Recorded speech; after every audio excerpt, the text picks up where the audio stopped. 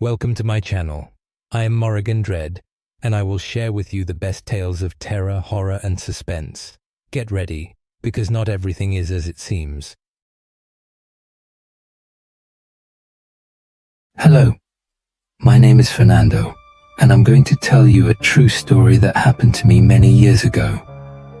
I used to work at a company located in downtown São Paulo, Brazil. This company, which had 14 employees, provided services for various clients in the export sector. Our office was in an old 20-story building.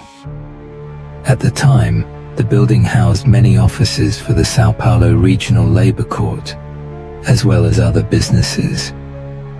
In earlier years, it had been used by the São Paulo Metropolitan Train Company, but originally, it was built as a hospital and served that purpose for a long time. There were many stories of supernatural events told by former security guards and ex-employees. But they were just stories, or so I thought.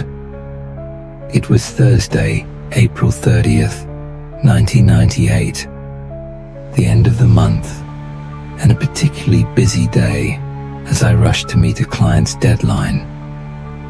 I was responsible for handling export documents for a major client, and part of my job was entering invoices into their system. End-of-month deadlines often meant I stayed late. In the same office, 8 of us worked on this client's account. By the end of the workday at 6:00 p.m., only one other colleague remained. He finished his tasks and left around 7:00 p.m. After he left, I decided to play some music to keep myself company. About 45 minutes later, I thought I heard someone knocking on the office door. The office was large, with 6 separate rooms and a final one in the back belonging to the company director. My room was the last one before the director's office. A long corridor connected the rooms, with 3 on each side. I looked toward the glass entrance door from my desk, but saw no one. On the same floor, there was another company on the opposite side, also with a glass door, but it was already closed, and the lights were off. Between the 2 companies was the elevator lobby, with 2 elevators on each side, as well as the emergency staircase doors. The entire area was dark, illuminated only by emergency lights. I went back to work, nearly finished with my tasks. I kept the music playing, and even started humming along. But then, I heard footsteps in the hallway. I thought someone might have forgotten something and come back to retrieve it. My desk was at the back of the room, with a wall to my left, my co-worker's desk directly in front of me, and a window behind me. The only exit was to my right, leading to the door on the opposite side of the room. From where I sat, I could only see my co-worker's desk, the wall behind it, and 3 sets of desks aligned to the right, leading to the door. I waited for the person to appear at the door since I could clearly hear the footsteps approaching. But the steps stopped, and no one showed up. At that moment, a wave of emotions and thoughts spun through my mind. I remembered the stories, the hallway leading to the exit, the dark elevator lobby. My heart began to race, but I told myself to breathe and finish up so I could leave. I turned the music up louder to distract myself and completed my work. I packed up my things, shut down the computer, and remembered I had to turn off the music.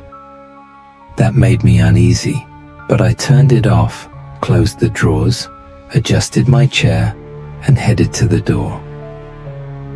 As I left, I avoided looking too much at the far end of the corridor, which seemed longer than it really was.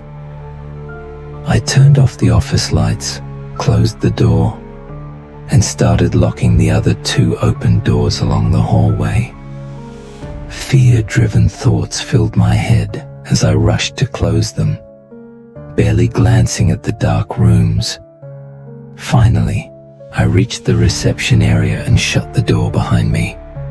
I'd never leave that door open. It would let my imagination conjure terrifying images. But then, I remembered something that made my skin crawl. I still needed to turn off the building's main power switch, which was in a small utility room next to the glass entrance door.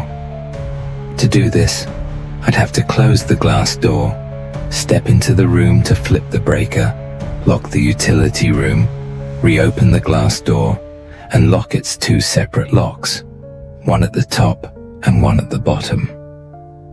This meant kneeling on the floor, all while surrounded by dim emergency lighting. I took a deep breath to start the process, but, of course, something had to interrupt me. A sudden urge to use the bathroom. I realized I wouldn't make it to another bathroom, as it was already 9:30 p.m. and everything outside was closed. So, I decided to use the restroom in the hallway. I locked the glass door, opened the hallway door, turned on the lights, and went to the bathroom, fully on high alert. I finished quickly, washed my hands, and returned to the hallway. That intimidating corridor seemed even longer now. I closed the bathroom door without looking back. Back at the utility room, I turned off the power, plunging the office into darkness except for the emergency lights outside. I locked the utility room, opened the glass door, locked the top lock, and knelt to lock the bottom one, praying that the hallway door wouldn't suddenly swing open behind me. Finally, I finished. I pressed the elevator button, but as soon as I did, a loud crash behind me echoed through the hallway. It sounded like the gates of hell opening. I jumped and screamed, "Get back, Satan!" Turning around, I saw that an aluminum light fixture cover had fallen from the ceiling. Why did it have to happen right then? The 20 seconds waiting for the elevator felt like an eternity. When the doors finally opened, I practically threw myself inside and repeatedly pressed the ground floor button. Until the doors closed, my fear-ridden mind imagined every possible horror: spirits, monsters, demons. My thoughts were out of control. Once the doors shut, I felt my body trembling. My breathing was erratic, and my heart pounded like a drum. The ride to the ground floor was quick, but the scare I had that night is something I wouldn't wish on anyone. From that day forward, I did everything I could to avoid staying late at work. Damn that aluminum light cover.